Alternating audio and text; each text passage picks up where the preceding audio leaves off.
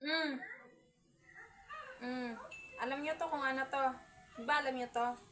Lalo na yung mga taong better dyan na mahilig mangialam ng buhay namin. Buhay ko. Ganito kayo. Ang palaya. Better. Sobrang better nyo. Para pati buhay ko ay pakialaman nyo.